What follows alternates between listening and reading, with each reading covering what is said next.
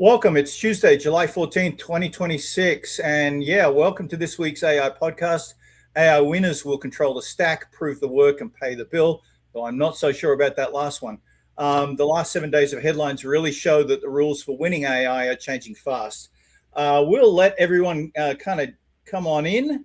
In the meantime, as you come in, get your beverage of choice, water, whatever.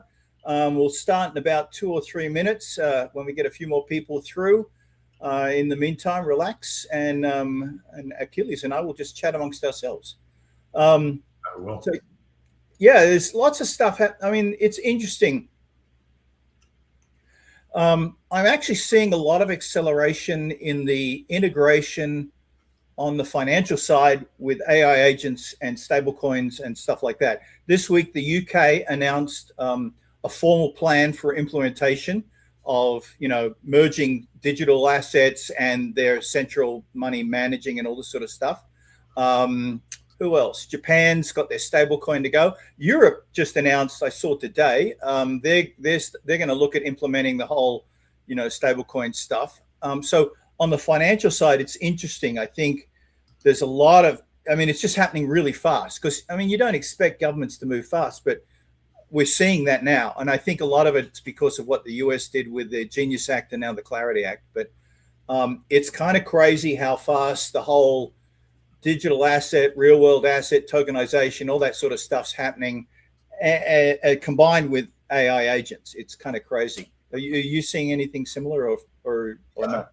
I think it feels fast just because we've been waiting all this time. But this has all been building for many years. Good point. Yeah, I think you're right. Maybe it's a tipping point thing, where you get this build up, and then it just snaps like that. Slowly then all at once, yeah. Yeah, chaos. Is it chaos theory? Yeah, I think it's chaos theory. Actually came out in the mid-70s, where you get potential, very quick black swan events popping, or white swan, however, that are unpredictable, like earthquakes. They just happen, but they're built for a long time.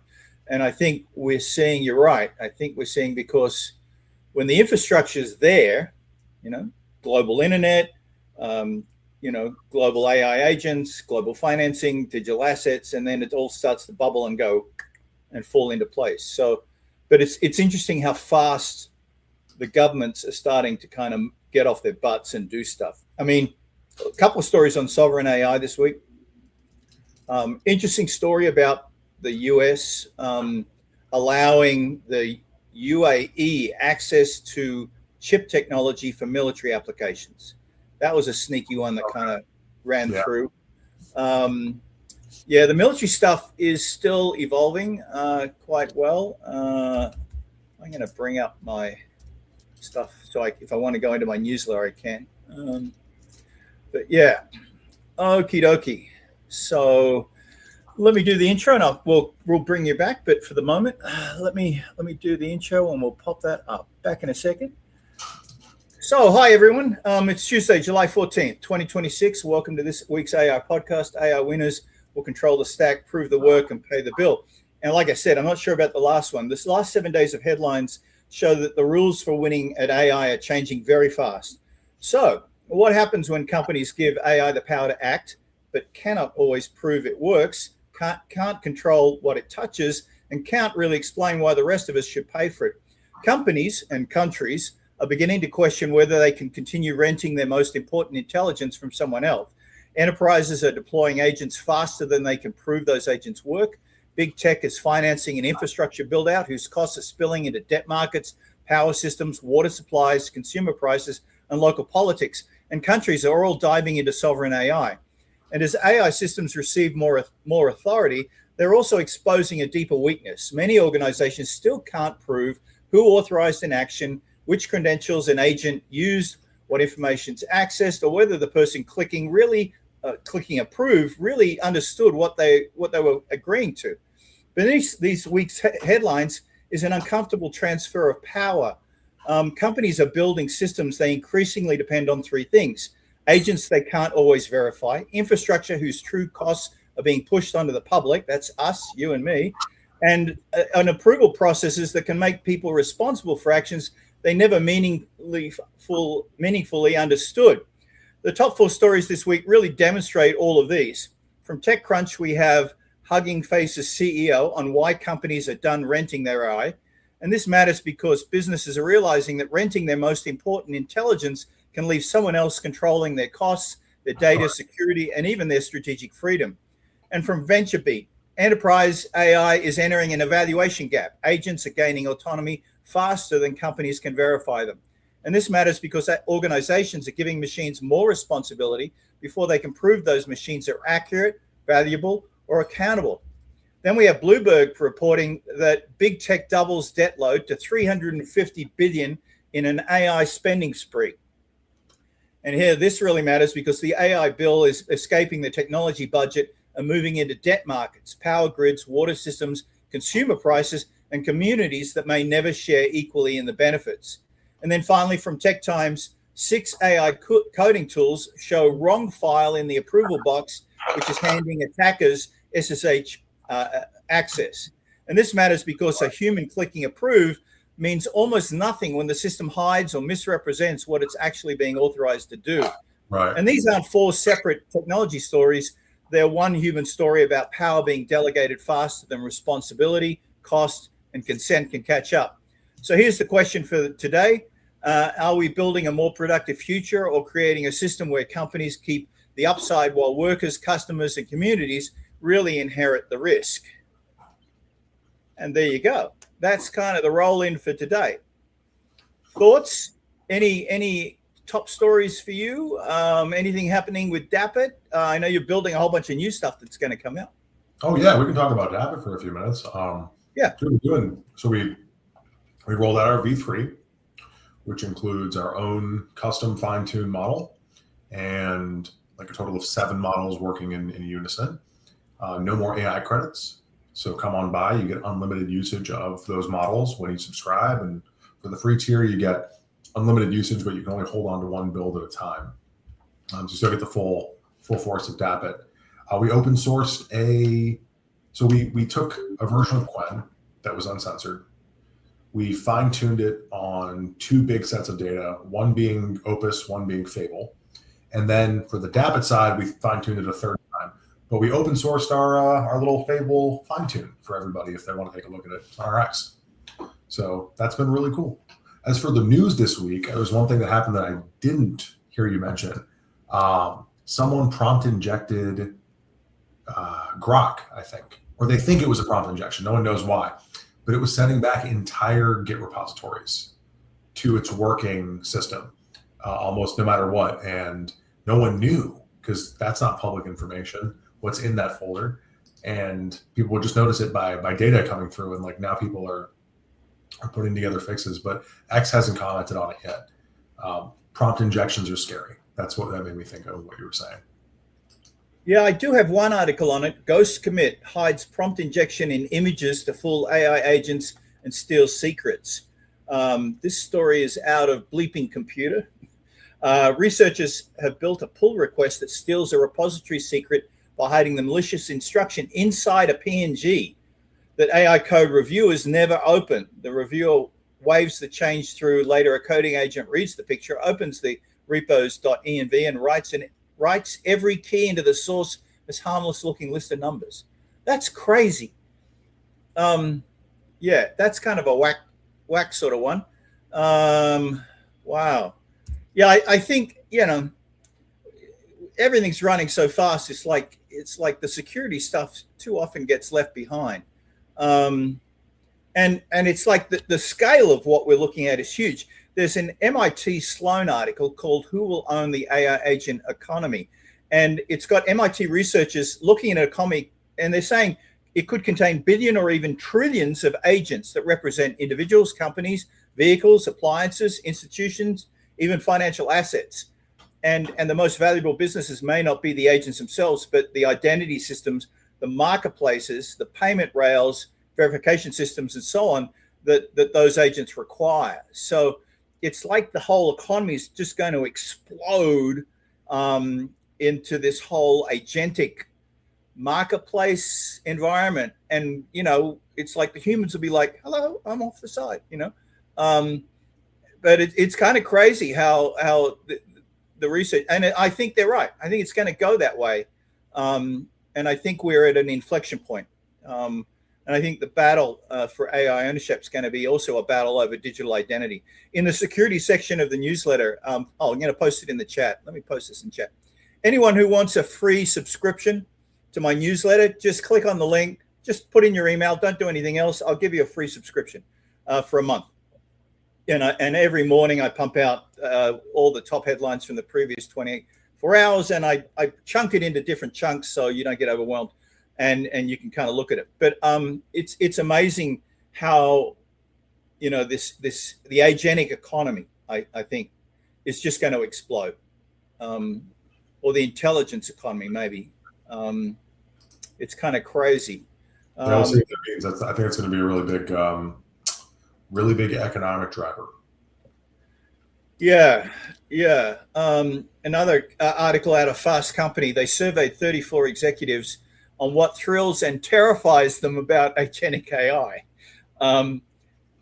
They anticipate, these CEOs apparently anticipate large productivity gains, but repeatedly identify unclear ownership, security vulnerabilities, poor data, and uncertainty liability as barriers. And I think uncertain liability is an interesting one. In the legal section of my newsletter, there's lots of stuff popping up more now than ever on agentic AI. Oh, and I see Ryan's popping in. I'll wait till he fully loads. But yeah, it's interesting how the uncertain liability is also starting to come up as a regulatory legal stuff with the security stuff at the same time. Oh, he's driving along. Let's bring him on, add him to the stage. Hey, Ryan. Hey guys, I'm driving, so I'm gonna go off video, chat with you guys for a bit before I get to the office. No worries. Sure. Okay, we'll see you then. So it's like driving with cars. Isn't there a Jerry Seinfeld thing? Coffee in cars. Oh, anyway. Oh, yeah. Anyway. Yeah. Go ahead. It was just comedians with coffees in car, I think. Or yeah, something like that. Yeah, it's great. We can do AI in cars or something like that. Anyway, so another story that popped up. This is Bloomberg. Sovereign AI may mean state-backed models and political tensions. And, we're seeing a lot of that. We're seeing lots of stories where US businesses are realizing that Chinese AI is cheaper, and it's almost just as kind of good as the other models, and they're continually ramping it up. We haven't seen any more stories about China wanting to restrict their AIs. I don't know if that was a blip or it's just seeking out waves at the moment. But I think if they do that, they'll lose a competitive advantage against the US. Really, right. I think open AI. I think, as you and I've discussed, it's much better. So that we can get some decent models. But then, countries, a lot of stories this week on countries developing their sovereign AI. The UK is going hard at it. UAE, obviously. But everyone's just trying to secure the hardware, because it's one thing to have your own AI model. Do you have your own data centers? Are you hosting it yourself, right? Are you renting it from someone else and therefore at the effect of, maybe a foreign government shutting you down or not giving you access or whatever, goes crazy. Right. And then a lot of stories around AI in space. I think we laughed when we heard Elon Musk saying, yeah, let's put data centers in space because you're trying to figure out, really, what's the ROI? And then it was like, okay. And a lot of stories then started saying, yeah, it's a possibility. And now we've got some people going, no, it's crap. But if there's anything I've learned, don't underestimate Elon Musk, right? He just seems to pull rabbits out of a hat at times, even though it might be a delayed hat, on many things. But yeah, I think there's some interesting stories popping through. How about you? What do you think? I think there's a lot of. Let's talk about the Chinese part first. China just open sourced Longcat. Well, China. These are multiple companies working in China. But it's China, right? But 2 trillion parameter model, which scores wonderfully. Now, like you mentioned, running that, you're not going to have a really easy time running that, which has been a lot of fear mongering going on lately with some of the American companies trying to make it sound like hyper intelligent open source is coming so quickly. There was an expose about GLM 5.2, and it said it could run on almost any software on any machine. And I was like, GLM 5.2 on any machine? Really? I was like, my TI-83 can run that? Like, let's go. It's a, I think it's an 800 billion parameter model. You're not going to run it unless you have a data center. There's no consumer hardware that can run GLM unless you're threading together multiple iterances. But it is really cool to see some competition. And that's what makes markets great, is if you don't have continuous competition, you have front leaders, even if it's just like two of them, like OpenAI and Anthropic, they're going to talk together, they're going to collude, and like nothing's going to push them. But this week you saw Codex made a certain period of time limit free when Anthropic announced they were pulling back Fable on the 12th. So Anthropic announced they were going to pull back Fable on the 9th. And then people started putting out free incentives. And they were like, okay, we'll push to the 12th. And now they've pushed it from the 12th to the 19th because everyone keeps giving Anthropic competitive reasons to need to stay competitive. If we don't have that and we lose a bunch of competitors, it's not a good thing. So I think China being there is great. Also, I thought this was hilarious, Lewis. I was reading, did you read the JSpace article I sent you? I might have, but it's like eons ago in time. Yeah. How I read something. Remind me again. Anthropic wrote an awesome paper on what a JSpace is, and what it means is think about one level up from cognition, so metacognition, but for an AI model. So it kind of groups its ideas into categories before it answers them. And they proved it was doing that because they could change the category. They could change, like if you ask, like, what is the capital of France? Right? The category would be France. But if you change that JSpace to Peru, it would answer Lima all of a sudden. So they found this really cool, like, cognitive side effect of neural networks. Ironically, they were quoting a Quen model in that paper. I thought that was so funny because Anthropic's constantly saying, like, Quen's evil and whatnot. But they were using it in their own research. So that's cool. I think Ryan is good to come up now. Yeah, I think he is finally. Okay, we'll bring you on. So, comedians driving in cars, yeah. AI people driving in cars. Yeah, there you go. Yeah, I'll just not look at the camera. So I'm gonna focus on driving, and I'll talk to you guys asynchronously here. or turn it on to full driving system if you're in a Tesla. Oh, that'd be nice. Self-driving cars. There you go. What could go wrong with that? And we hand that over to the AI. Yeah. Don't worry about it. How have you been, Ryan? Yeah, I've been good. I find this whole what you guys were talking about, the Codex and then Fable getting bumped out and a longer free tier. I find it absolutely fascinating. There's this underlying wave of manipulation happening on the data center front, and then it's like a race it's like an arms race, right? So we saw for the last couple of years was an arms race for better intelligence. And now everyone has like really good intelligence. Now it's racing the monetary models to undercut each other. And then with Elon with the data centers, and now all the Bitcoin miners actually retooling and selling all of their data, their rack space to AI companies. It's really this crazy land rush now for actual ownership versus renting. It's really fascinating. I think it's so cool. There's lots on sovereign AI about that. I mean, I think people are real. I think when the US government locked down Anthropic, right, and said, no, you can't release your model, right? And then they talked to everyone else and said, hey, you got to bring it to us first. I think the rest of the planet went, oh, you mean you can stop us getting these things? Oh, my God.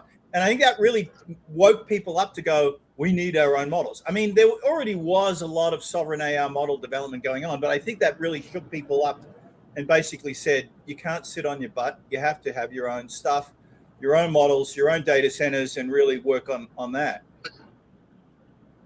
Yeah, so thankfully we started working on this 3 years ago with Morpheus. And that was like the whole don't tread on me Morpheus vision from the very start was freedom of access. And we knew that censorship was going to come. We knew that this was going to happen because this is the way the government always does stuff. So we built a peer-to-peer network for releasing models, hosting models, and selling access to models that's completely decentralized, completely anonymous, and can't be controlled or censored. And look what happened to your GLM 5.2 numbers this past month. Through the roof, man. Like Morpheus is blown up. Oh, yeah. We'll see. And it's amazing how expensive, data centers are getting. I mean, there's a story from Fortune that's got Meta's AI data center. It started off at $10 billion. This is the one in Louisiana. And it's now at $50 billion in under 2 years. And then you've got all these environmental, the town that it's in is going crazy. It's apparently split them into two camps. But going from $10 billion to $50 billion for a single data center, it's exploding. And Achilles and I have talked about, data centers on the planet, and the US has 4,000 or something like that. The rest of the planet's totally behind the curve on it. So, it's not as if the US is in any fear of being overtaken by other countries and the number of data centers, but it seems as if the amount of investment in data centers is just exploding into the hundreds of billions of dollars. Oh, yeah. And so we've all prepared for this. Psychologically, we've been through this game before with Bitcoin mining, Ethereum mining, Monero mining, Litecoin mining. We've done this before. This was originally the CPU race. Then it turned into the GPU race, and people started buying up thousands and thousands of GPUs, right? And then as the newer models of GPUs came on board, all the older models would flood eBay and be worthless because people were retooling. And then as soon as ASICs came along, then people would repurpose the GPUs looking for other networks to mine. When Ethereum went proof of stake, all those GPUs either went to Monero, Ethereum Classic, or they basically became worthless and they flooded eBay once again. And what's happening with these data centers is they're buying up as much equipment as they can, and they're pre-ordering equipment. But by the time these data centers are coming online, the models have already surpassed the memory capacity of the equipment that they were going to bring online, and they're now having to forecast into the future how much memory they're going to need on their network in order to train the next generation of model to stay relevant in the arms race. And Elon's just upping it, going, "We're going to space, we're taking the tether off," right? But we know what's going to happen in this market is we're going to see all of the old equipment is going to flood the secondhand markets, and we're going to see a resurgence of open source models being able to be trained on the secondhand sell-off equipment. And we're going to see these LLMs get a lot smarter, a lot more concise, and a lot smaller. Because right now we're at a race to this omni model, right? We did the same thing with blockchain, right? We have more application-specific blockchains where we're getting faster block times, less data. It used to take a month to sync, or at least a couple of weeks to sync the Bitcoin blockchain, right? You try to sync an Ethereum node completely, it's going to take you forever, But we have faster layer 2s now. We have instantly synced, chains now. So we've been through this dance before, and we're just doing it now on bigger scales. Yeah, Ryan, I want to comment on a few things you said. I'm noticing because of this mad dash for resources, smaller developers are getting really creative. So there's one called Ornith that came out a few weeks ago, and it took pretty much a recursive model where it graded itself after every build, and a piece of software also checked, did it compile, did it do all these things, and they made a really, really small, I think it's a 40 billion parameter model that scored as high as Opus 4.6. And this is less than a year after 4.6 came out. So you're realizing people are starting to figure out you don't need something that's an expert in Italian history and cooking to code for you, right? Those are usually probably two counterintuitive things. And they're building really, really sharp little models. What are your thoughts? Yeah. I mean, there's an MIT Sloan research thing that says, we'll have billions, if not trillions, of AI agents. And AI agents, from my poor understanding, are more purposeful on CPUs, and so therefore would push out, the need for more CPU power. Do you see that occurring where now we're going to be in a race not only for GPU power but for CPU power because of the proliferation of AI agents?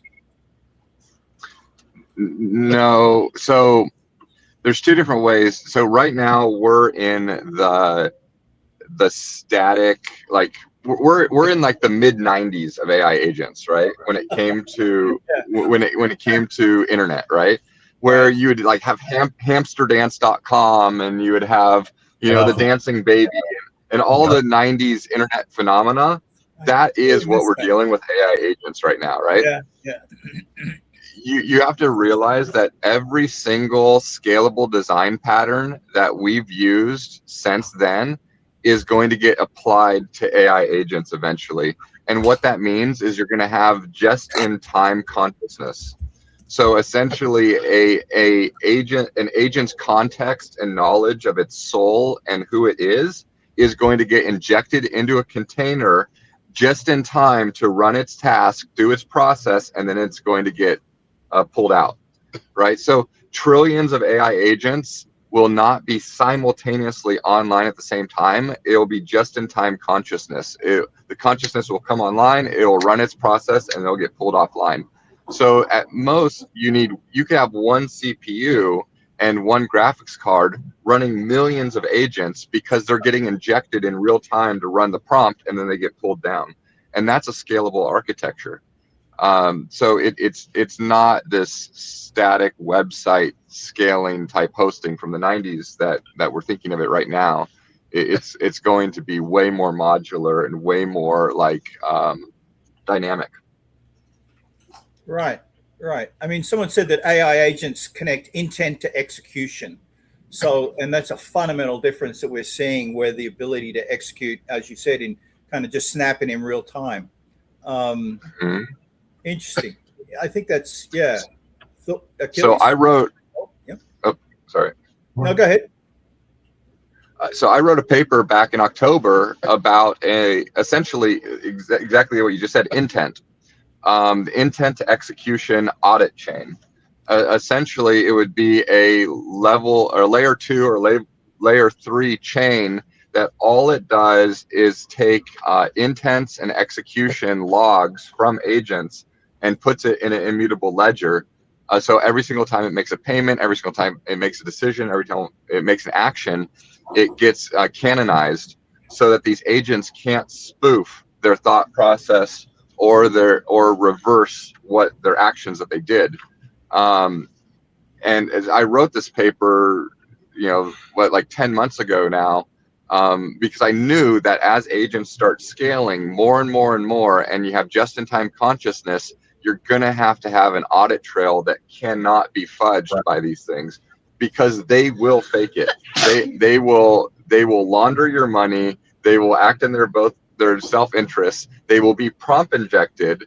They will be stolen. They will be coerced, and you have to have an immutable audit log. So Anthropic's had a lot to say about this over the past few months. I was just mentioning the JSpace paper. I think it's called Space. Yeah. JSpace paper they released a few weeks back that was talking about that. We need to build in further, like right now when you're exposed to the thinking of a model, right? You're getting, first off, it's usually the thinking the model wants you to see. If you're talking about a SOTA model like Gemini or one of the larger ones. But for like Qwen, it's just, think block here, closes think block here. It's not giving you any explanation as to how it got there or what its precognition was. And some of the newer things that I've been working on this past week are, I read the JSpace paper. I was like, this is really cool. I'd love to see if you could actually build that into an application where not only do I see its thinking, I see its personality parameters that are being affected and what is the JSpace telling me. So then you could go through and control these models to where they couldn't become deceptive. They couldn't become unauditable. They couldn't become nefarious because you're going back into the quote unquote brain, into the neural net, and you're looking at the precognition as well as the cognition. So if they tell you something and their precognition is telling you something else, it's quite a lot more evident that way, at least. I mean, the last week has been really fast. I mean, we had 3 prominent AI companies releasing new models, right? We had OpenAI with its GPT 5.6. We had Grok 4.5. We had Meta Platforms with Muse Spark 1.1.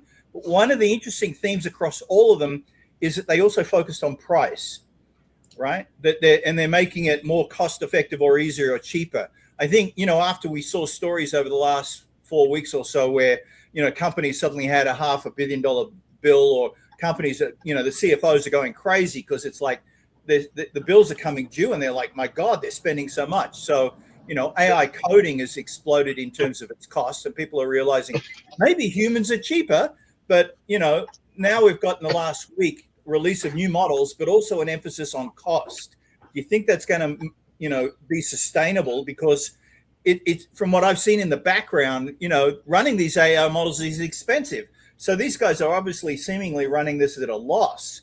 I mean, what are your thoughts around that?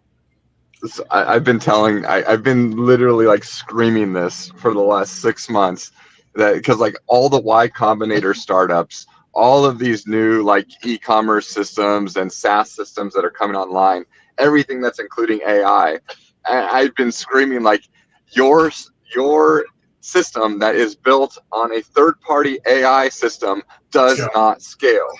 Your monetization model will not scale because you are attaching all of your intelligence and you're being lazy rather than actually building a program that actually can do something in a what would be now deterministic or solid state way.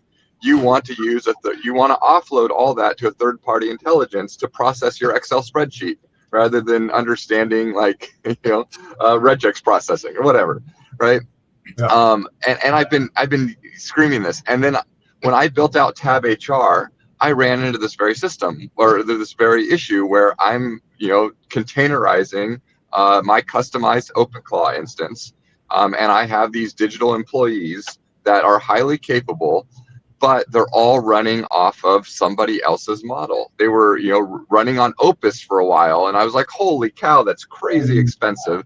So then I started moving to, GLM 5.1, GLM 5.2. You have to host that somewhere. Somebody's paying for that somewhere. And that's why DM started running like crazy through Venice, was because, DM is that reoccurring daily dollar. And DM ran from $90-ish a coin up to almost $2,000 a coin in the matter of a couple months, because people started realizing the value of reoccurring compute. And to segue, to toot my own horn, that's exactly why I built Mordium. Mordium was my solution for Tab HR, was to tap into other people's reoccurring compute every day through the Morpheus network. And that allows me to essentially get all my compute for free now, because I have enough DM and Morpheus tokens staked. So all of my agents are running on my local agents and personal agents are all running on Opus models for free, and then all of the Tab HR employees are running on GLM 5.2 for free. So are you saying basically what's going to happen is, just because of the cost and scalability, open source models probably from China are going to be the dominant factor? Oh, say that. You cut out for a second. Say that again. I'm saying that from what you're saying, if people kind of outsource their intelligence and it's not scalable from either a software point of view or a financial point of view, that would seem to indicate that the open source models from China, right, are essentially the best bet to make, because you can host them yourselves. Hopefully you can scale them yourselves. And from a financial point of view, you can also scale, right? Versus all the proprietary frontier models, you can't do that with. It seems like the open source models have a massive advantage. Well, they do and they don't at this point, because they're so large, right? Right. So, people say you can host GLM 5.2 yourself until you actually try to do it. Right. And then you realize, like, I'm going to drop $15,000 to $20,000 on a computer to run a decent model in a subpar way to match my $20 a month subscription performance. Like, economically, that makes zero sense at this point. So it's a puzzle, right? Like, does the DM and Morpheus model, I think long term Morpheus has the ability to scale and keep up because it's a peer-to-peer marketplace. I think Venice has to stay economically ahead of their users. Otherwise, if everyone cashed in all of their DM compute every day, it would bankrupt Venice very quickly. So Venice tweaks the knobs of how much they charge for their different models to try to, they can control the market because they own both sides of it. But I think peer-to-peer marketplaces of people selling self-hosted compute is going to be the only path forward. So decentralized AI network. Yeah, because no average person that wants to run one of these models is going to go out and buy a $20,000 of equipment to run their own model. And yeah, they can have one of these Mac Minis, or they can have a decent model running locally. But once again, that's not going to keep up with Anthropic or Grok. And then when Anthropic and Grok are in an economic war that they race to the bottom, and now they're basically giving it away for free, people will always jump towards free. But okay, so here's what we found at Davit recently is, like, you don't need state of the art at all. For most things that you're doing, right? As long as, like, something you mentioned, like, if you don't know what regex is, you should figure it out and build some software. Really is revolutionary, especially with smaller AI models. Like, we're able to pull off now what used to take us Opus 4.6 with Qwen. And it's not just Qwen, it's 8 different parallel lines of a single Qwen model, all with different system prompts, all with different software queues, all with different guardrails. But Qwen can build what Opus 4.6 used to build with secured Web3. And that just took a lot of, like, designing and time. That's still working with AI, but it's also kind of getting back to the roots of, like, software is important. It's not like waving a magic wand. And if you want that thing where you can wave a magic wand, you said $20,000 for a GLM 5.2 computer. Ryan, if you can find me one under 40 grand, I'll buy it today. Right. I was going to say that. I'll show you. So we're stringing the new NVIDIA computers together, so we can get a group. We can get a group of 4 of them strung together to run GLM 5.2. You mean the DGX? DGX or the new Windows? 128 gigabyte. DGX Sparks. Yeah. Isn't the memory super slow though? How does it actually, like, how are the tokens per second going on it? We're still working on that. Yeah, it's not great. It's not great. That's what I'm saying. Like, self-hosting this stuff is not easy. It's too slow, right? And that's been my experience. Is like, even if you have GPUs that are connected through anything other than, like, PCI 5 or, like, even PCI 5, your TPS goes down so low and your prompt processing goes down so low that it's like, I priced out a good build and it's just an A100 server. Like, if you want to spend 130 grand on an A100 server, you can run GLM, Kimi, Longcat, all of them. Well, maybe not Longcat, but locally. Like, it's equivalent of trying to self-host your own website in the 90s. Interesting. Yeah. Okay. Yeah. Good point. I mean, Achilles, you've talked about, it's easier just to go, rent some cloud for $2 or whatever it is, throw it up there, do the training, and then drop it back down. If you're fine tuning, for sure. I don't think you should, like, even for something as small as, like, a Qwen 3.6, which is what part of Davit runs on now, or some of our image models. Yeah, I mean, it's interesting that I guess from a research development, you may want frontier level stuff while you're doing it, but for production, like you said, if you can break it up and redo it, you can use much lower levels of models that are cheaper, easier, and faster. Is that essentially what you're saying? It is, and I think you're going to see a lot of companies that are using, Opus to mess with their spreadsheets, as Ryan was saying. We figure that out pretty quickly. Like, you don't really need. I have a friend of mine. He's obsessed with bicycling, right? And he had a big GPT thing built out where he was tracking his bicycle metrics and the weather and the wind speed and all this kind of stuff. And we sat down over like one evening, and I was like, give me all the parameters you're tracking it in. Give me your output. Give me the formats you want, all that kind of stuff. We built him a Quen. I rented an H200 for 2 hours. I fine-tuned him for it. And now it runs in this little piece of software where he just plugs in his data points and it works. But if his data points ever change, if he ever needs to really expand past that, then yeah, you kind of have to go back to state of the art. One point on that.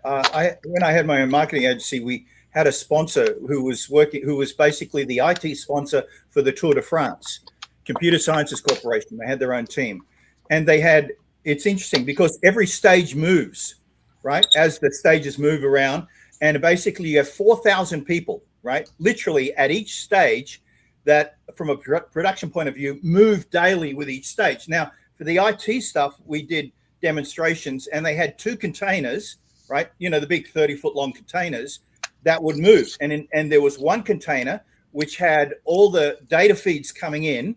You had people on terminals, right, watching all the data from all the different teams. You might have 15 teams, and each individual had data streams coming in. All that data came through. And the second container was storage backup type stuff. So if something crashed, you could always go back.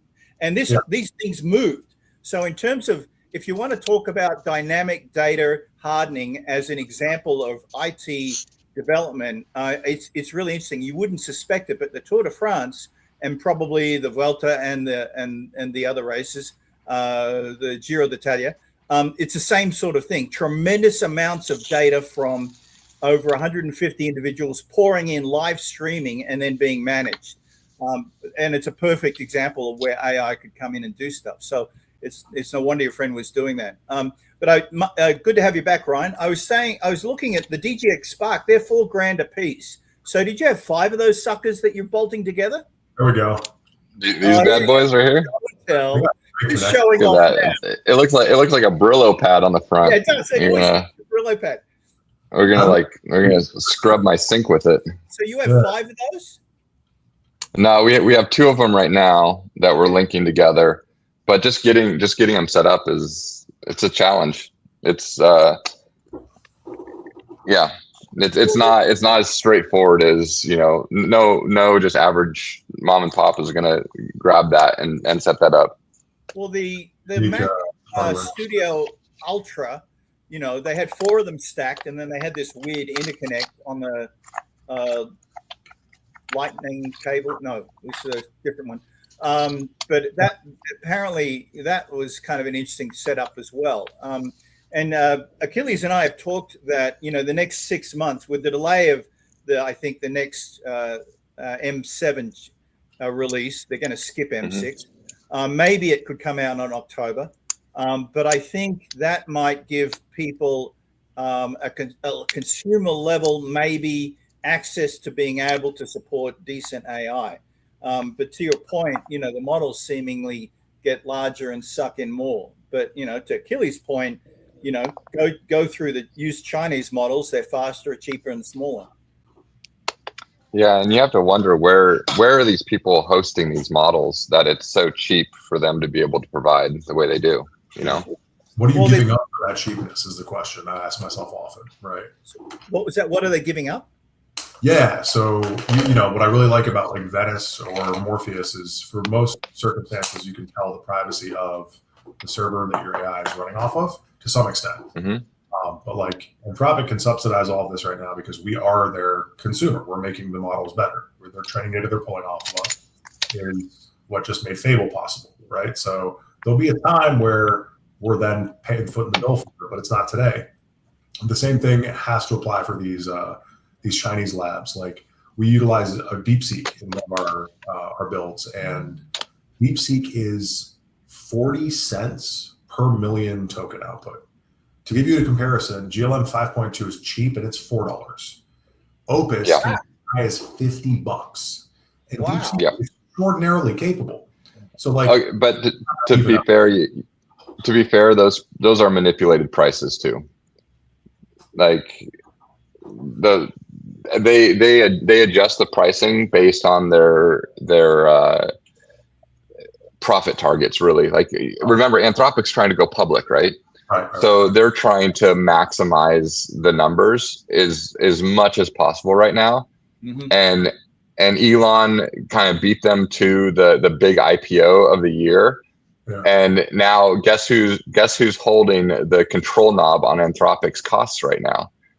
And Elon's really sticking it to them, saying that. Yeah. I mean, they're saying that it's $2 million a month. I think they're paying. $2 billion. Yeah. Yeah. That's what I'm saying. Like that, and then we're seeing stories that while there's this massive investment and build out on data centers, that the power grid, it's hitting the power grid, right? Because you don't have grid interconnections or transmission capacity or even the basic equipment to get delivered in time. And so people are saying it's the risk is not that the market slows down, it's that we try and build these data centers faster than you can reliably get power to them. Let's talk about it, Lewis. I wanted to bring this up today. Yes. So Ryan, you said something about eBay getting flooded with GPUs, right? And I'm an eBay hawk because I'm looking for a home data center, right? I want like an A100 cluster, an H100 cluster. I'm just waiting until that's the right time. And the time is getting nearer. So what's happening is you had all these people who didn't order the top of the line. You're not going to get B300s. You're not going to get B200s, right? Yep. H200s, H100s, A100s. People bought so many of them and they waited so long for these data centers to be built that they're now no longer economically viable. So they're dumping them for the newer tiers before the centers even open, before those things actually turned online. And you can pick up an A100 server for, let's say 90,000, maybe 110, give or take. When just last year, I mean, A100s are still very sophisticated GPUs. It would have cost you about 150. And we're slowly, for the first time, seeing Mac Studios for the first time broke on eBay and started going down in price. Pretty cool.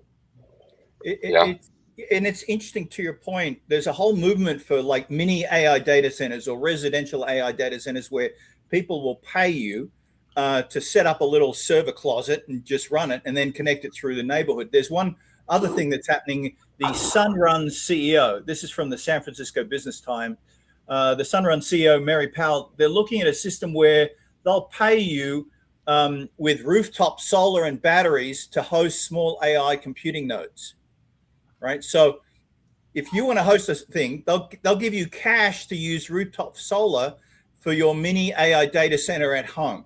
They'll then connect to all the other ones. But what are they doing with that compute, though? That's my question. I don't know.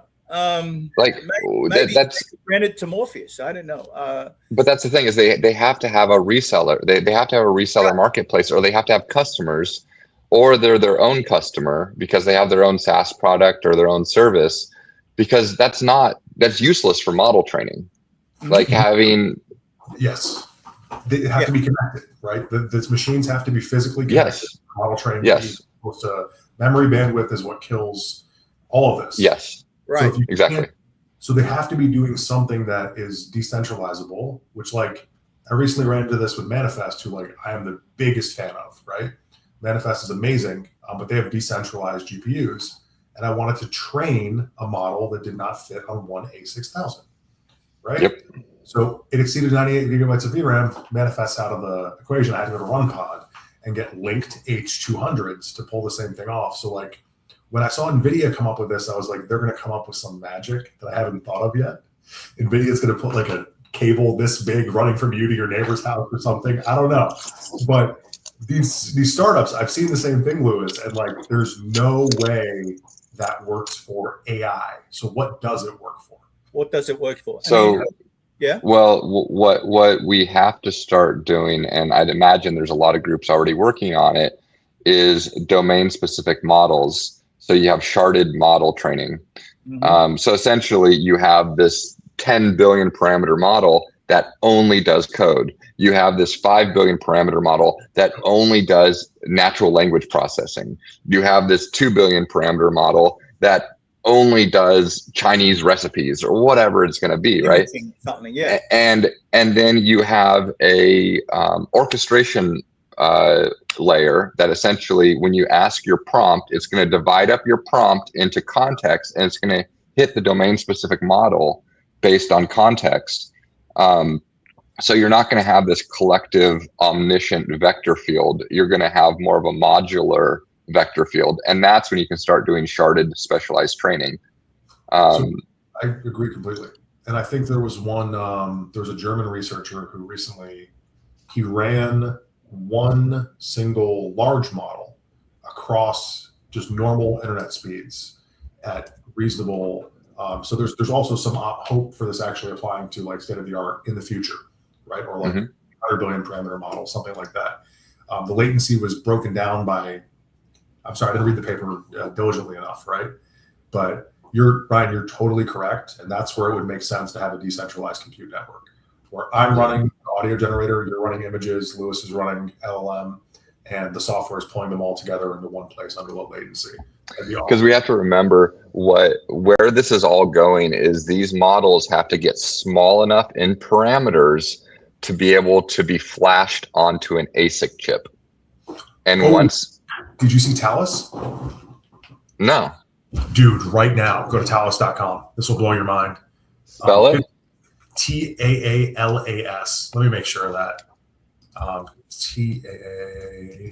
Yeah, TAA. Yeah, Talus. The model is the computer. Yep.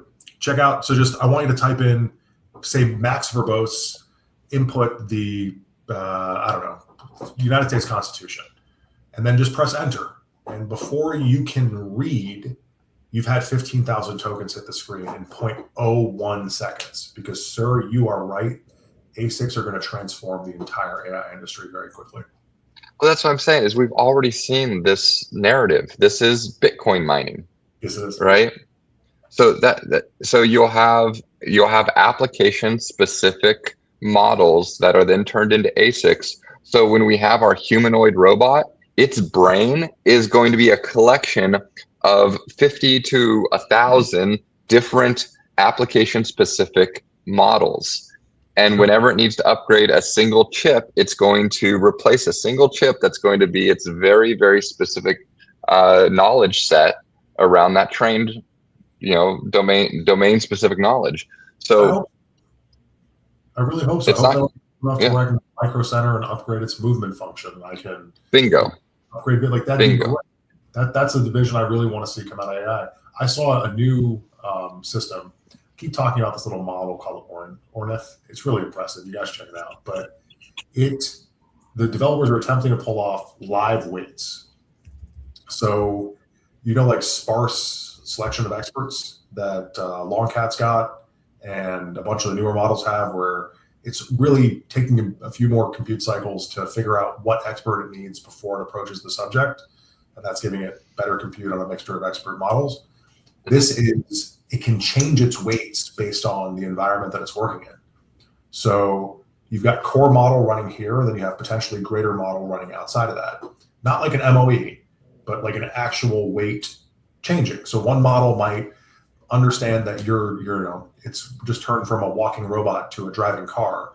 And it'll sit there for 10, 20 seconds and switch out the layers that it needs to become an expert from driving to walking and that kind of thing. And that's because like the core physics engine is the same. It's the post-processing layers and fine-tuning layers that get updated. Right. Yeah. So that would work with that. I'm sorry, Lewis. Yeah. No. So we're seeing a lot of stories around you can't get enough GPUs, you can't get enough memory, you can't get enough of this. I mean, there's a story out of South Korea, the SK Hynix, they're the world's second largest maker of memory chips. And they've warned that AI memory shortage could worsen in 2027, let alone this year, and potentially continue through to 2030.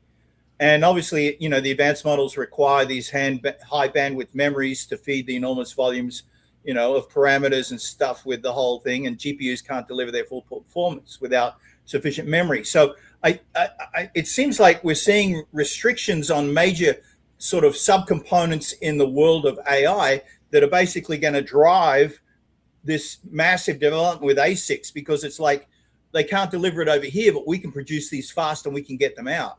You see, there might be this trend that where, some of this stuff might become not obsolete, but basically they'll be outcompeted because of either specialized chip building or the stuff that, OpenAI is building their own chip. So is Microsoft building their own chip. Seems like everyone's building their own damn chip. The shortages with current hardware is going to drive the kind of influx of finance into other stuff, and then they'll be competing against each other. Is that a possibility? I think we're all gonna, they're all gonna converge onto the same thing. And if it looks like one person's pulling ahead because they had a unique thought in the race, everyone else is just gonna follow suit in short order. So you will never be able to really tell who had the unique thought to begin with, right? Think about GPT-3, right? And GPT-3.5, and then we waited for GPT-4, right? And like we had heard of Claude, and no one, like that was kind of like a weird one, and like it was like a kind of a funky interface. No one wanted to touch it. Gemini just kept trying to sell you Google products, and like it was just, and they were kept forcing it into your Google subscription. I'm like, I don't want to use Gemini, but it's now part of my monthly. Like, I just want to store stuff on Google Drive, and now they're charging me for AI stuff I never wanted. And it like Google's models sucked, and they had to force it on you because they wanted to inflate their user base. And then we're waiting for 4.5. They're waiting, and then somewhere around like GPT 4.5, that's when like Claude started to like really kind of like rumble, and people started sitting up a little bit straighter, right? That's when Grok started like just showing that, hey, if you have a ridiculous amount of money that you can throw at compute, guess what? We can generate images 100 times faster than anybody else. We can generate lifelike videos 100 times faster than anyone else, And by the way, we're losing money on all of this, but hell, we're showing people what real performance looks like. SpaceX will buy it, and no one will ever have to know that. And that's exactly. We made 100x on our valuation through an IPO, so we can now cover up all those losses that we took on XAI by delivering you a high-res video, a 10-second high-res video that's better than everybody else, and we gave it to you in under 10 seconds. And for nearly free, compared to... And for nearly free. Yeah. I think, Sorry, Louis, please take over. No, and we can do it from outer space. Apparently, a group called Star Cloud is planning to send AI data centers into space, orbital computing systems, they're calling it, using continuous solar energy and radiative cooling to reduce the dependence on terrestrial grids, blah, blah, blah. But I mean, how believable is it we're going to start, it's like pigs in space, data centers in space? I'm literally a soothsayer. You guys can write this one down. This will have nothing to do with any of our AI models, and will mostly be military. And that's why this is getting pushed, and this is going to be for hyper private things you don't want to be able to get taken down, regardless of power grids, regardless of bombs, these are going to be systems that are totally separate from our LLM world. And it took me a long time to kind of figure it out. I was like, no, but that doesn't economically make sense. Like, you could just put it in water, or you could build a data center, or there's all the other options as to where you can get like solid GPU usage without going to space. And then I read an article about the future of military interconnectivity and how space doesn't transcend borders and all that. And I was like, oh, it's for military goods. Well, I haven't heard anyone else say this, and I don't know why, but think about it. From the beginning of time, what always equated as a military advantage? Higher ground. Higher ground. And you can't get much higher than outer space. Right. Yeah. And maybe some of them will be able to drop even the Jedi knew this. I have the high ground. No, and guaranteed, once we have the power situation figured out on these, orbital systems, we will have laser systems. We will no longer have intercontinental ballistic missiles. We will hyper target with microwave and laser. They've already let it leak that once they have a signature of somebody's heartbeat, they could pinpoint that heartbeat anywhere on Earth using satellite systems. So using satellite systems today. Yeah, we have that today. We have that today. That's how we spotted Maduro in his compound in Venezuela. That's how we knew. They already said that we had the signature of his heartbeat, and we pinpointed him. In Iran, that went down just recently. Like, it's the technology. When we say, think about the past 30 years of our life, right?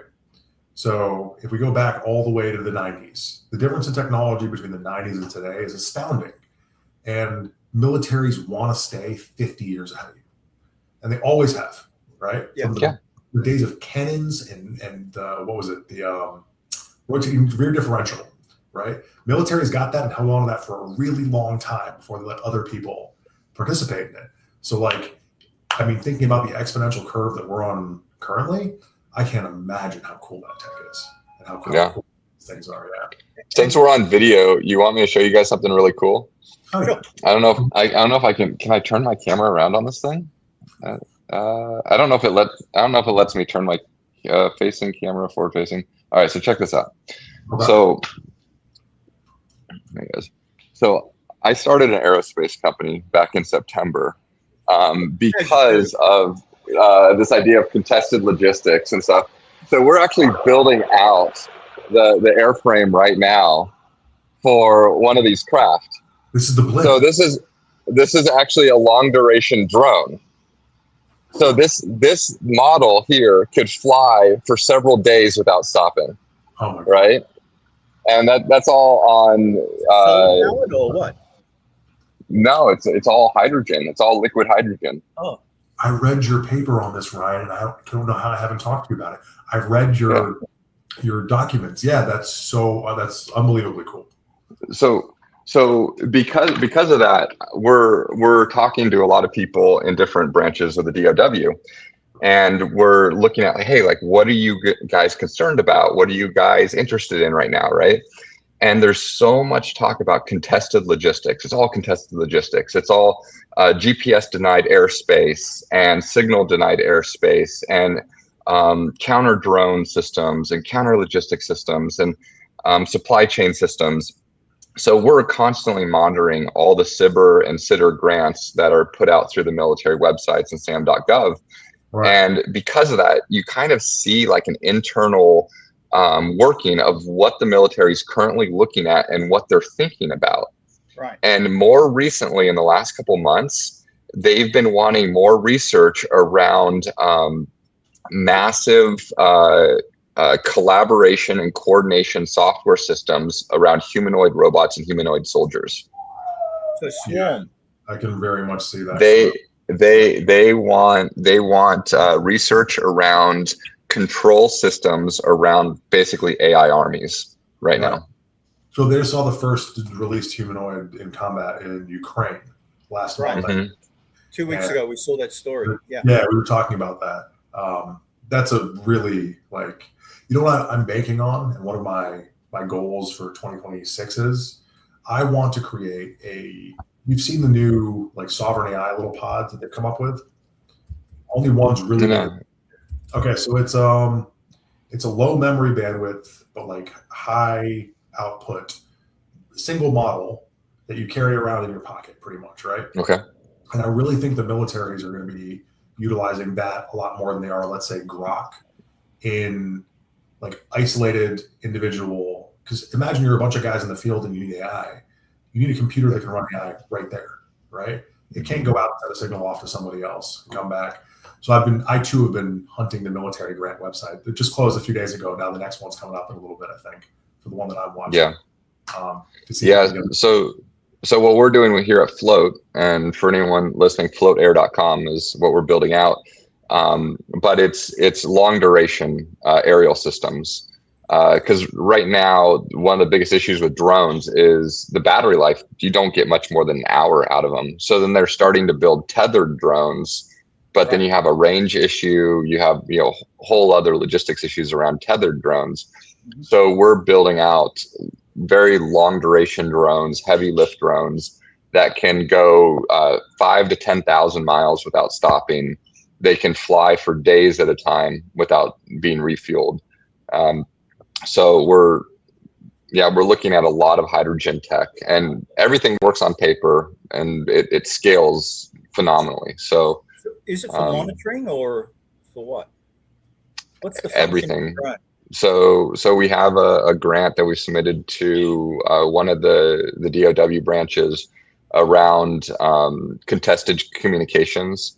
So essentially, you would have a low Earth orbit communication module on it, and it would be an intermediary between satellite systems and on ground resources.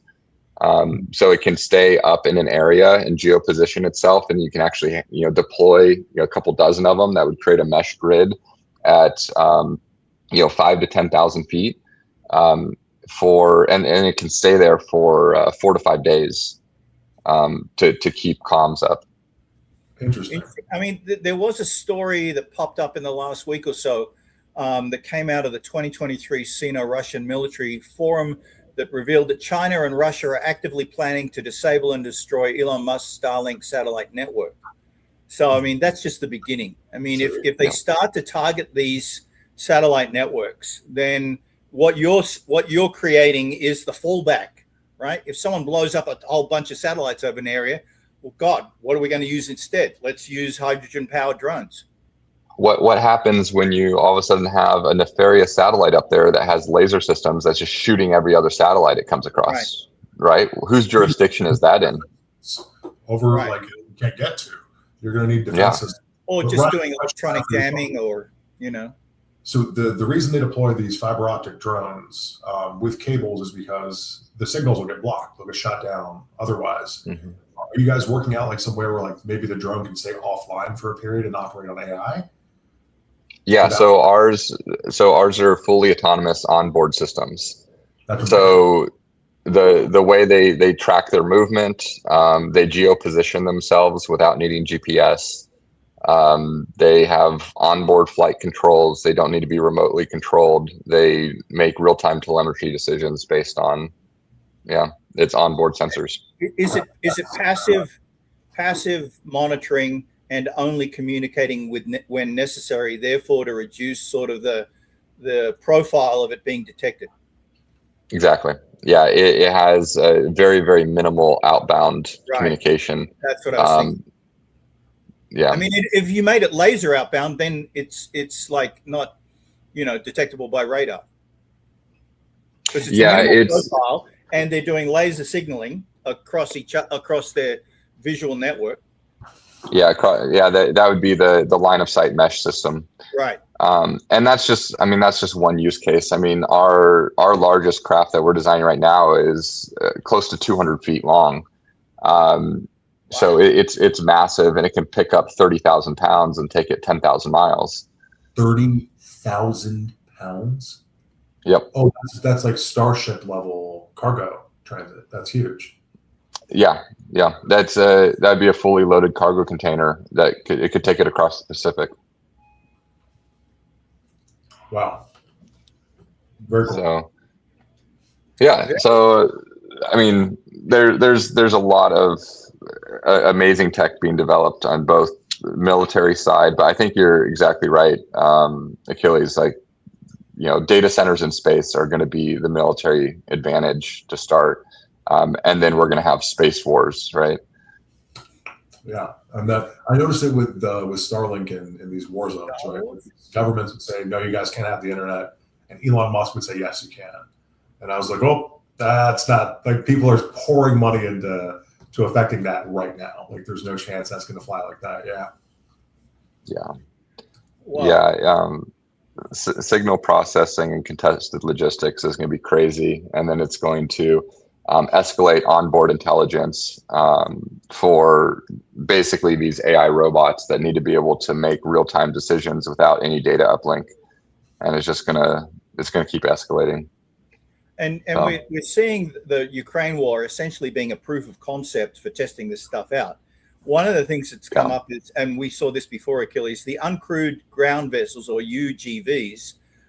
They're equipped with an M2 Browning machine gun, and they're being used to hold defensive positions with AI. So they're autonomous killing machines.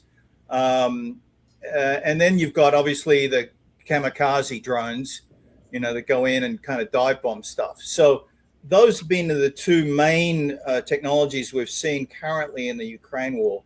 And obviously they need a communications network that you're kind of also supporting. We haven't seen humanoid robots come out yet, but that's because I don't think the Chinese quite have it fully developed. Though, if you look at the manufacturing numbers that are coming out of China for humanoid robots going into consumer level stuff, it's in the tens of thousands. So I think, from the rest of the planet, in 2 years' time, I think you and I will have the choice to either buy a Chinese robot that we can have in our home to be a butler and, manage the finances and the food and all that crap, or a US robot that costs 3 times as much.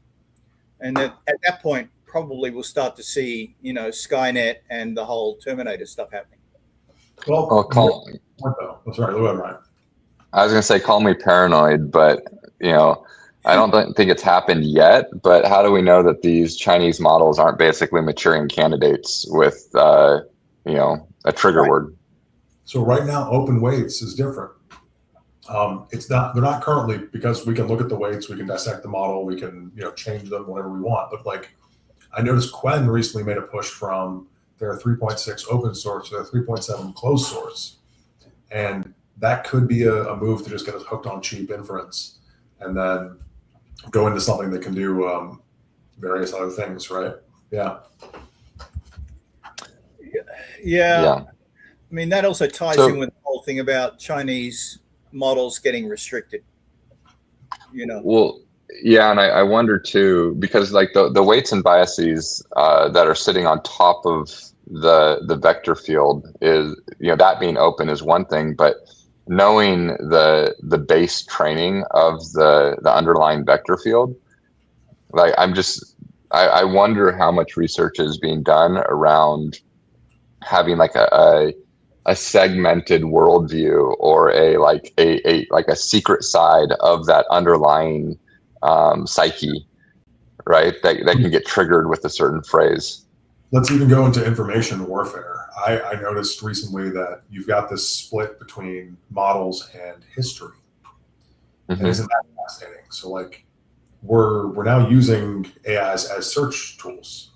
And soon, like my son will never know how to use a floppy disk, right? He'll press the save button and think that's what that symbol always meant. A floppy disk, really? Exactly. He'll never see that in his entire life. Or a CD. See, he'll never, I don't think he'll use a search engine. He'll be searching through AI, just as I am now most of the time. So if I train my model to say, your country actually belongs to my empire, right? And this never happened. My whole citizenship gets that historical viewpoint. When I'm talking about Taiwan, let's just talk about Taiwan, right? If another country says, oh no, this actually belongs to us, and here's the historical validation that we trained into our model, you're going to actually begin to see historical divergence across cultures. And we're no longer going to agree on past events. Not that we ever really did, but for a while there, it's been really hard to hide information on the internet in the same way that AI is going to take us right back to books and libraries. If your model says this is true, you'll know how many people that affects, and that's the information that they will receive. But take that further. Not only will we not need search engines, we won't need websites. We won't need apps. I've talked that, within 2 years or maybe a bit less, the major interface between humans and technology will be AI, right? And so that's going to disintegrate a whole bunch of stuff. So now we're getting into the fun stuff that I've been working on lately. So there's a couple things I want to touch on. My buddy Matthew, I went to this Liberty, this Freedom Fest, Liberty meetup in Dallas a couple months ago. And I met this guy, Matthew there, who's done really well for himself. He lives up in Pacific Northwest. And the idea was like unalterable truth around history. And this idea of like, how do you build a historical record that is, 100% true? And he has teams literally like in small towns around America at like their city hall and in their libraries, basically going through local like microfilm and starting and scanning all this stuff and uploading it into their repositories, right? So they're starting to, and then they're starting with like these small towns, and they're trying to canonize every single event, every single person, every single mention of everything in these small towns around America, and put them into a unalterable blockchain, a historical record. And that's all. I have to get the link to his site because it's pretty fascinating how much they've done already. But his vision is like this historical record of the world, based on currently non-digital documents. So it can't be, messed with the way we've seen current propaganda. Achilles, didn't you say this last week? Yeah. This exact same thing. You were talking about single source of truth or something like that. So what we're doing at DAPIT is we're giving you as a developer the power to verifiably prove your own data creation. So what's hard with AI, right, is like, does anyone ever wonder how these models got all this data? Like, there's a lot of collusion going on, handing over your personal data. And you probably signed something for it, to be honest, but sometimes you didn't. Like Larry Ellison famously slipped in one of his speeches recently. Like, sometimes they just give it away, but they anonymize it. It's cool. So we came up with the idea of, smaller developers and smaller like artists and communities, they're going to have a real hard time proving intellectual property. In particular, it's the chain of events is no longer linear, right? Like, if I put something on GitHub, but a model said something that was really close to it a few days prior to that, I can't actually prove that was my genesis or anything along those lines. Or a model gets trained on it and publishes it before you do, whatever. So we made a connector where you take your GitHub and your data and you connect them. And we do a hash, we hash all of your commits and your pushes onto chain. But then at the same time, you're also giving us that data privately. And we're privately that data and writing it onto the chain in a way that only you can see it, but it's timestamped, it's on the blockchain. So should there ever be a legal reason for you to prove I am the creator of this software, there's really no debate. It says it came on this time from this day. It's all hashed back and forth, and you can just turn that encryption off and rewrite it from that original hash, which will be referenced, right? Or hand someone else the encryption key so they can see it themselves. And we look up a project called Factom. Factom. Factom. Yeah, they were launched in 2013. Yeah. And they anchored everything on the Bitcoin blockchain. They had their own, they were like an original layer 2 on top of Bitcoin. Right. And it was all around proof of existence. Yep. Where a date. Yeah. So they built that entire system in 2013 around their own tokenized system called factoids. And it's now more relevant than ever because of AI. Right. Yeah, you're not kidding. Right. We're just seeing, deep fakes and, all this stuff, either image, video, whatever, just getting created on the fly. I mean, like I said, there won't be static data anymore. Everything will be created in the instant that you ask for it, whether it's video, text, or imagery. Yeah, Lewis, in the past year, we've made DAPIT so cheap to run because we went, specialized and we're not waiting on the state-of-the-art models. We want you to, my kid's 1.5, right? He's obsessed with yellow trucks. So he'll come and sit in this chair and he'll go yellow truck. And I'll point to the screen that I'm viewing you guys on. And rather than me go to Google and see the same 12 images of yellow trucks, now I go to DAPIT, and sometimes I make a game about yellow trucks. Sometimes I pull up images about yellow trucks. Sometimes we sing a song together that it made about yellow trucks. And it's so cheap that I delete it and walk away as soon as he leaves the chair. And then we never see it again. And that's like, for us, that's a reality. I think for most humans, that's going to be a reality. Not 2 years, not 3 years, like today, very, very soon. Right. Right. I mean, you can create a music video of yellow trucks sung by the Beatles. We all live in a yellow truck, whatever. But yeah, I mean, that's where we're at, where we can instantly create media and entertainment based on what we want. I think, but I do think, it's going to be like, people talk about AI slop, right? Where you just get a whole lot of crap getting pumped out. So I think initially we'll get, and what we're seeing now is a lot of AI slop coming out. And then finally the entertainment, industry will figure out how to actually get those who really do know how to do storytelling, do know how to have creative design, and then that'll jump up. And I think we'll all go back to, instead of creating our own stuff, going, yeah, they're better at it than I am. I'll let them do that. I think So, there was a pattern I came up with years ago, and I never did anything with it, but it was essentially using SHA-256 Bitcoin miners for creating essentially a work nonce around content, right? Because if you think about it, what Bitcoin miners do is they produce a difficulty around a certain basically you give them data, it hashes the data, it creates a nonce, it iterates on the nonce until it gets a certain level of difficulty output. And now that nonce paired with the input data equals difficulty, right? Well, that difficulty is where the value is at, because that's you can burn a ton of compute to come up with that nonce that gives you a certain amount of difficulty based on your data.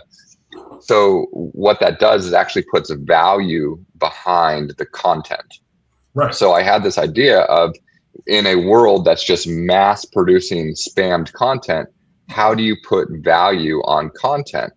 Well, if that content, that image, that video, that article was also paired with a nonce that's verifiably a lot of difficulty, it means that that person put value behind the content as a provable authenticity, right? So, okay, rather than the verifiable difficulty, because I agree with you, I love proof of work, but like honestly, Solana is what inspired me on the proof of time. So if you've got all these interactive systems doing the same hashing continuously, and we have one ledger, one node that's reading all of them, then wouldn't time work in the same fashion that difficulty works in your example? I mean, AI slop 6 months ago is still AI slop. But wouldn't Right. proof of engagement instead of proof of work? What about proof of engagement? If you put up some content and 1,000 people did thumbs up or whatever to it, right? Well, that means nothing to me when I run 1 million AI agents that can do a thumbs up on something. That's true. Then you have to distinguish between humans and so that's not Coin. See, the amazing thing about proof of work is it actually ties it to a real world resource, which is electricity. You're right. No, I right? agree. You're right. Yeah. 100%. And until you come up with another real world resource that is actually expended to create work in the digital realm, so far SHA hashing or proof of work hashing is the only avenue I've seen. Or real money. And this is what I discovered this week, Ryan. So Yeah. I needed a large quantity of testnet native currency across a bunch of different chains. Yeah. Which you would not believe how securely some chains guard their testnet. Like Base. Oh, it's crazy. Yeah. What are you guys doing? Like, do better. That's ridiculous. 0.01 Ethereum per 24 hours, unless I have, get out. So I start looking at their verification systems. I'm like, how do I get more? I'm going to reach out to a few of the chains, but Base is not going to screw anything. So I went out and I started doing research, and WorldCoin, which we actually met them in China. They're really cool guys, and they're friends of one of our partners. I didn't understand how they worked. They're verifying you with money. So if you want your driver's license to be scanned, $20. Yep. Right? You want and then they're hashing that information for you and then providing it to these retailers. So I was like, I like your idea better, Ryan. Proof of work is cooler than paying. It depends who's trying to give them the information. So they went all over Africa paying people to scan into their system. Right. Really? So it depends which market they're in. Some markets they pay people to join their system, and other markets people pay them. Fascinating. Yeah. Interesting. So I wonder why money. that has to do with just microeconomics. But yeah, that's very interesting. Yeah. I wonder So be like bots in the future was what I was getting at. Yeah. It's like, I have one other fun thing to throw at you guys before I got to jump here. So with Morpheus giving you decentralized access to all these different video models, audio models, image models, you can open up a session against Morpheus and you can access any model that's on OpenRouter or Venice, and you'll pass through, right? So I've been working on the side. I haven't put enough time into it. I need to focus on it more. It's called Trinity. And it's an early fork of OpenClaw that's been completely gutted and then hooked into the Morpheus session ecosystem. So it installs very much like Olama does. But when you ask Trinity to do something, she real-time opens up sessions, actual asynchronous parallel sessions on the Morpheus protocol to get the compute done, whatever it is. So if I ask her to create a short video, like a short form, movie for me, like, whatever, she can actually open up a session against a text model, write a script, break that script into keyframes, open up a session with an AI image generation, generate all my keyframes, and then open up a bunch of parallel sessions against video generation models and start filling in, and then compile it all back and stream it back to me. Ryan, I can't, I'm going to follow up with you about this after this call. I would love to see that, because what we just did on DAPIT was with our own local models, we did the same thing. So now parallelizes between images, audio, 3D generations, Web3 components, and the web. And it does that based on sitting models in one orchestrator that kind of comes through and pings them. The one thing I would love to pick your brain about, though, is how did you get sharding done on a video file? Because I have failed so miserably at that. Like, I've ran all the local ones that I possibly can. And as soon as I split it across multiple videos, even with the same seed, even with whatever, the output is so garbled and separate that combining it together is useless for me. But I'd love to pick your brain. Keyframing. So some of the new video models let you give a beginning frame and ending frame. Right. But then it can just later shard it that way. So then but then the generation is longer, right? We'll talk later. Yeah, we'll talk later. Yeah, we'll talk later about it. But one thing to think about beyond this, because I'm merging it with another project, because NVIDIA released this 3D gesture system where you have basically a humanoid model that does realistic gestures and movement based on text input. So you tell the model, hey, dance like a chicken. And in real time, the 3D model will start dancing like a chicken. And so you have those models, you have real-time facial systems where it does like real-time expression, right? And you can merge all this into Blender with a skin on it. And you can do real-time 3D generation and real-time rendering of an avatar based on text input. So you combine this with 11 Labs voice, you combine it with real-time facial systems, you combine it with this new NVIDIA gesture model, and then you overlay it on the Trinity system. So now what is Trinity when you install it? She's a 3D avatar that walks into existence in AR or VR, and she has a digital sandbox that can real-time code and create video, audio, images, and websites and software as you need it, all through parallel streamed Morpheus sessions. Very cool. Very cool. What's that? What is the NVIDIA gesture model called? I have to pull it up. Nemo? No, Nematron's their LLM. I have to find it. Okay.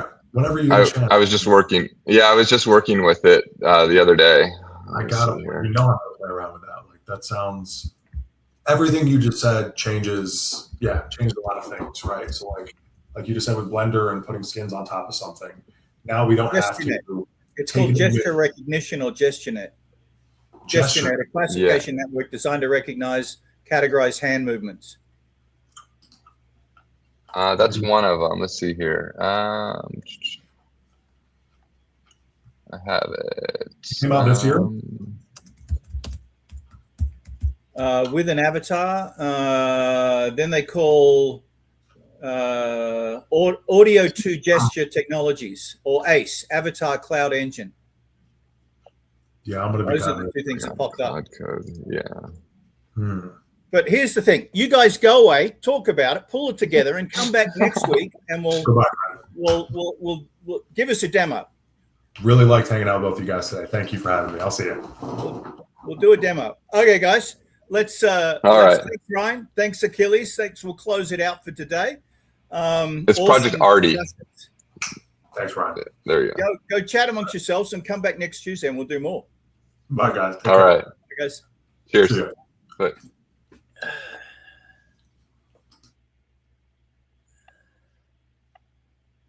So thanks, everyone.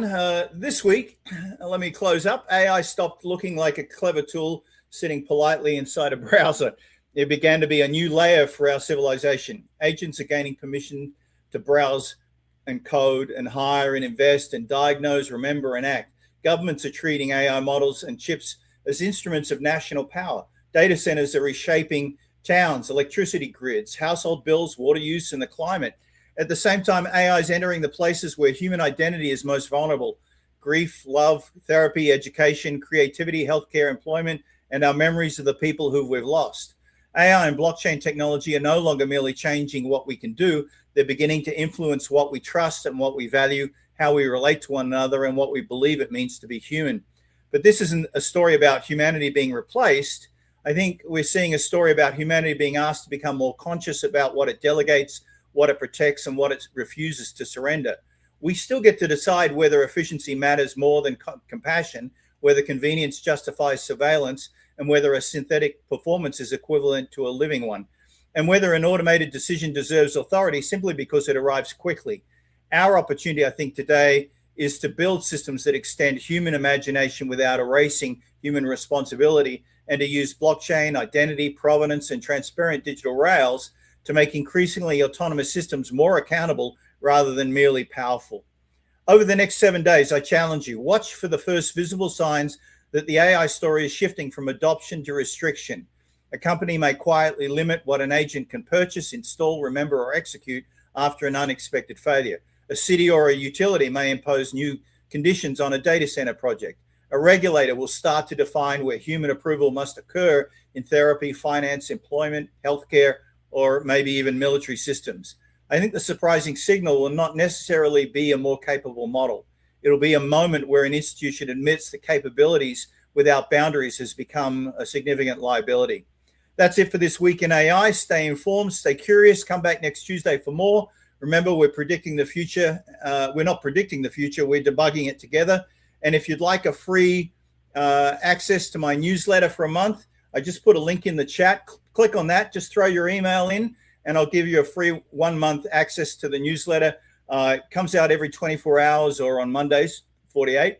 And I look at the last headlines over that time period, and I group it into nice, neat categories. So you can kind of smorgasbord and consume what you want. If you're focused on marketing or military or enterprise or finance, you'll find a category in there with the top 15 headlines or so from the last 24 hours.